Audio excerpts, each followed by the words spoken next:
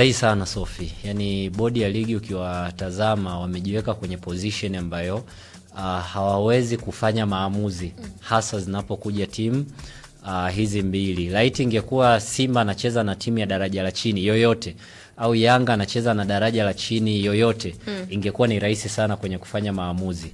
Lakini as long as ni wale giant wawili alafu mlisha walea kama malastborn, imepelekea level ambayo hamuwezi kufanya maamuzi yoyote ya kuwahukumu.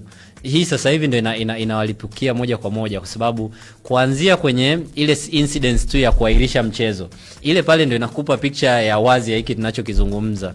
Simba alisema hatopeleka timu uwanjani. Kumbuka tuliwahi kudiscuss hapa kipindi cha nyuma, hakuna kanuni inayosema usipohudhuria ile mechi ya mwisho, ile training ya mwisho kwenye uwanja husika kabla mchezo.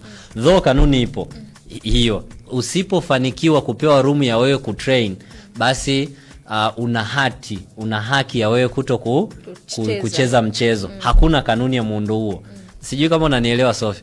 Lakini kwa sababu ya ukubwa walionao Simba, walikuwa na uwezo wa kupeleka timu na wakacheza. Wakaamua tu kutumia hiyo loophole kwamba sisi hatuchezi na kanuni ilikuwa ni ya kwenu.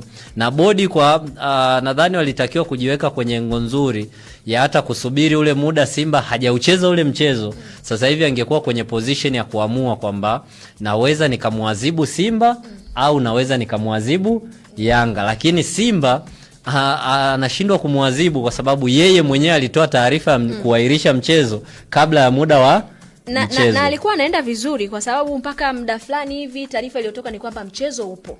Yani ile sasa ndio ikatokea ghafla tena mchezo. Sasa unajaribu kuona kwamba namna gani bodi wanakosa ule msimamo wa moja kwa moja wa namna gani wanaiendesha hii ligi. Mwisho wa siku wanakuja kuahirisha mchezo, Yanga naye anakuambia mimi nacheza. Kwao na yeye anaonyesha kwamba mimi nina influence na nina power kwenye hii ligi. Kwao bodi kama bodi nadhani alidhihirisha hata ile mguto kwa mazungumzo yake ya wazi kwamba hivi vilabu mpaka serikali vinavitazama. Kwao sisi tunakuwa hatupo kwenye room engo ya kufanya maamuzi mezani kwamba tutampiga penalty huyu tumshushe daraja. Sio kama unawaza hizo adhabu. Yaani hata nikizitaja unagundua moja kwa moja kwamba hakuna adhabu moja wapo kati ya hizi.